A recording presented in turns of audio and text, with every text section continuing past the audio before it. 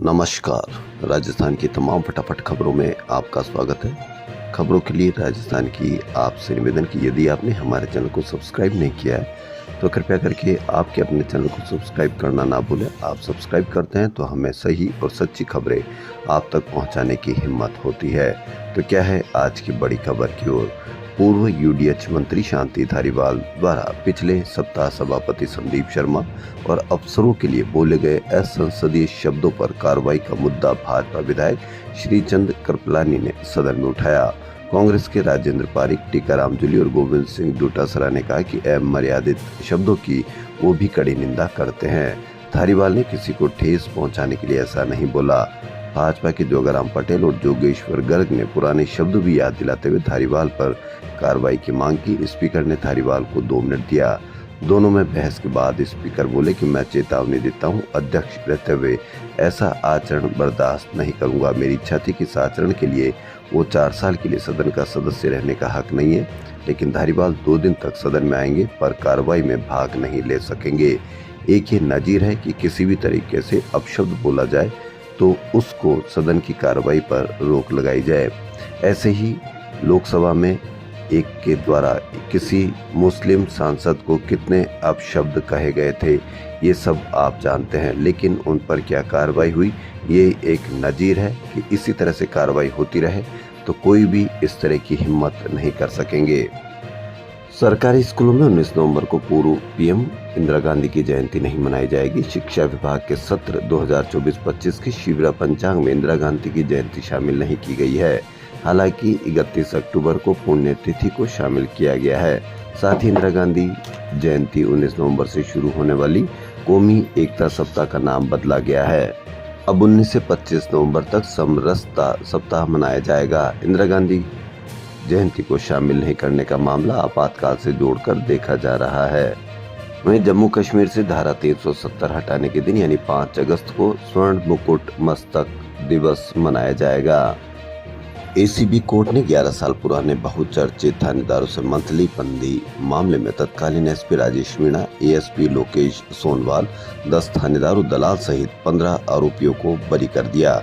इस मामले में एसीबी ऐसा कोई मजबूत साक्ष्य या सबूत पेश नहीं कर सकी जिससे साबित हो सके कि तत्कालीन एसपी ने थानेदारों से रिश्वत ली थी।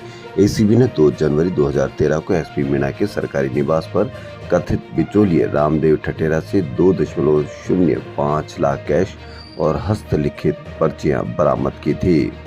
नाथद्वारा के गांव चिकलवास के खाड़िया सालवी बस्ती में सोमवार देर रात अवैध निर्माणाधीन धर्मशाला की छत ढह गई। इसमें काम कर रहे 13 लोग दब गए, 4 की मौत हो गई जबकि 9 घायलों को अस्पताल में भर्ती कराया गया है। राजस्थान के नव नियुक्त राज्यपाल हरिभाऊ किशन राव बागड़े मंगलवार सुबह जयपुर पहुंचे। सीएम भजनलाल शर्मा व मंत्रिमंडल के सदस्यों अधिकारियों ने उनका स्वागत किया। बागड़े बुधवार शाम 4 बजे राजभवन में शपथ ग्रहण करेंगे। उन्हें राजस्थान हाईकोर्ट के सीजे MM श्रीवास्तव शपथ ग्रहण दिलाएंगे। यदि आपने IT रिटर्न नहीं किया है तो आज अंतिम दिन है। देश में 30 जुलाई शाम 5 बजे तक 6.09 करोड़ लोगों ने आयकर रिटर्न फाइल किया। पिछले साल 31 जुलाई तक 6.90 करोड़ लोगों ने आयकर रिटर्न फाइल किए थे। 31 जुलाई को आयकर रिटर्न फाइल करने की अंतिम तारीख है। इस बार आयकर रिटर्न फाइल कराने वालों की संख्या पिछले साल से कम रह सकती है। विभाग में करीब 12 करोड़ से ज्यादा पंजीकृत आयकरदाता है। इस बार केवल 9 करोड़ लोगों के आयकर रिटर्न फाइल करना है, यानी करीब 2 करोड़ लोगों को एक दिन में रिटर्न फाइल करना है। पिछली बार 12 करोड़, इस बार 9 करोड़ यानी 3 करोड़ कम आयकर रिटर्न फाइल होगी, लेकिन किसी मीडिया पर कोई चर्चा नहीं कि ये 3 करोड़ कम कैसे हुए।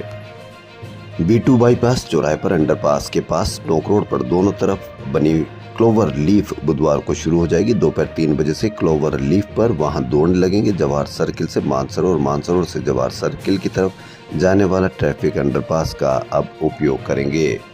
SMS कॉलेज से जुड़े अस्पतालों में मरीजों को भार और वेटिंग को कम करने के साथ ही उच्च स्तरीय इलाज की सुविधा प्रदान करने के लिए जयपुर के प्रताप नगर स्थित RUHS हॉस्पिटल को एम्स की तर्ज पर Rajasthan institute of medical science यानी रिम्स में डेवलप किया जाएगा।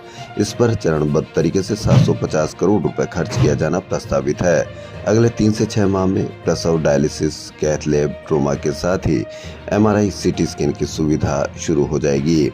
यहाँ पर मोर्चरी, PMR विभाग और पुलिस चौकी भी खुलेगी। परिजनों के लिए धर्मशाला भी बनेगी। अब यदि आपके पास छत नहीं है फिर भी आप सोलर सिस्टम लगा सकते हैं। फ्लैट में सोलर सिस्टम से बिजली पैदा करने के लिए परीक्षण के मकसद से मंगलवार को राजस्थान विद्युत नियामक आयोग के भवन में बालकोनी सोलर सिस्टम लगाया गया। इसके साथ ही बालकोनी सोलर सिस्टम का परीक्षण तथा शुरुआत करने वाला राजस्थान देश का पहला राज्य बन गया है। हालांकि आम उपभोक्ताओं को बालकोनी सोलर सिस्टम लगाने के लिए कुछ महीने इंतजार करना पड़ेगा, क्योंकि अभी इसके लिए गाइडलाइन बनना बाकी है। दिल्ली में बेसमेंट में बारिश का पानी भरने से हुई 3 विद्यार्थियों की मौत के 3 दिन बाद नगर निगम की नींद खुली। मंगलवार को ग्रेटर निगम मेयर सौम्या गुर्जर अचानक कोचिंग सेंटर्स का निरीक्षण करने गोपालपुरा बाईपास पहुंची। 2 कोचिंग सील किए गए, एक ही कक्ष में बैठे थे 800 बच्चे, आपातकालीन गेट भी नहीं, यानी एक कक्ष में 800 बच्चे। अब आप अंदाजा लगा सकते हैं कि यदि कोई हादसा होता है तो आपके बच्चे किस मुसीबत में फंस सकते हैं। लेकिन न तो आपको चिंता, न कोचिंग सेंटर वालों को चिंता। कोचिंग सेंटर के पास बहुत शानदार तरीके से पैसा आ रहा है और आप अपने भविष्य को लेकर बहुत चिंतित हैं। लेकिन इसी तरह की चिंता आपको परेशानी में डाल सकता है यदि कोई वहां हादसा हो जाता है। हादसा होने के बाद आप चाहे धरना प्रदर्शन कर लें या कुछ भी कर लें, इससे कोई फर्क नहीं पड़ेगा, क्योंकि आए दिन धरना प्रदर्शन होते हैं और उनसे क्या फर्क पड़ता है यह आप भी जानते हैं। इसलिए पहले से ही सजग रहें, सावधान रहें। जवाहर कला केंद्र की ओर से 31 जुलाई से 2 अगस्त तक सावन श्रृंगार उत्सव का आयोजन किया जाएगा। पहले दिन कृष्णायन सभागार में शाम 4 बजे से प्रदीप चौधरी की गायन प्रस्तुति होगी। यहीं शाम 5 बजे से प्रेमचंद का साहित्य और उसकी प्रासंगिकता विषय पर संवाद प्रवाह होगा। इसी दिन शाम 6:30 बजे रंगायन सभागार में राजा रहमान शेख और समूह एवं डॉक्टर गौरव जैन व दीपशिखा जैन और उनके समूह के कलाकार सदाबहार नगमे पेश करेंगे। बड़ी चपोड़ जयपुर के पास दुकानों के सामने पिछले 5 दिन से सीवरेज का पानी भरा हुआ, जिससे लोगों का गुजरना तक दुश्वार हो गया है। इससे परेशान होकर मंगलवार को स्थानीय व्यापारी विरोध प्रदर्शन पर उतर आए। व्यापारियों ने न केवल धरना दे दिया बल्कि निगम प्रशासन के खिलाफ जमकर नारेबाजी भी की। व्यापारियों ने बताया कि नगर निगम ने 2 साल पहले यहाँ सीवरेज और ड्रेनेज की लाइन डाली थी, जिसमें तकनीकी खामी छोड़ दी गई, जिससे यहाँ पानी की सही निकासी नहीं हो पाई। राजस्थान यूनिवर्सिटी में छात्र संघ चुनाव के नाम पर लिए जा रहे शुल्क को वापस करने की मांग को लेकर एसएमएस अस्पताल में भर्ती छात्र नेता शुभम रेवाड़ भूख हड़ताल पर बैठे हैं। सोमवार को शुभम को विश्वविद्यालय के मुख्य द्वार से एसएमएस अस्पताल में भर्ती करवाया गया। उनका कहना है कि लिए जा रहे शुल्क को समाधान नहीं करने तक आंदोलन जारी रहेगा और चेतावनी दी गई कि जब तक मांगे नहीं मानी जाएगी तब तक इलाज करने से मना किया है। राजस्थान में बजरी के अवैध खनन और इसके अभियान पर मंगलवार को विधानसभा में प्रश्नकाल के दौरान कांग्रेस व भाजपा के विधायक आमने सामने हो गए। नेता प्रतिपक्ष टीकाराम जूली ने सरकार पर सीधा आरोप लगा दिया कि ये अवैध खनन के खिलाफ अभियान एक सेटिंग कराने के लिए चलाया गया था और सेटिंग होते ही अभियान को बंद कर दिया गया। उन्होंने पूछा कि क्या प्रदेश में अवैध खनन पर रोक लग गई जो सरकार ने अभियान बंद कर दिया। वहीं कांग्रेस अध्यक्ष गोविंद सिंह डोटासरा ने कहा कि जवाब नहीं दे रहे। इसके बाद हंगामा होता रहा। सदन में प्रश्नकाल के दौरान कपासन विधायक अर्जुन लाल जिनकर ने खनन पॉलिसी व अवैध खनन को लेकर सवाल उठाया। टीकाराम जूली ने कहा कि मैंने स्थगन के माध्यम से 15 जिलों में अवैध खनन के बारे में बात रखी। मंत्री से पूछना चाहता हूं कि अभियान बंद क्यों कर दिया गया? क्या अवैध खनन बंद हो गया? क्या माफियाओं पर रोक लग गई? इस पर खीवसर ने कहा कि कोई भी अभियान शॉर्ट टर्म चलता है, कोई 2-3 साल नहीं चलता।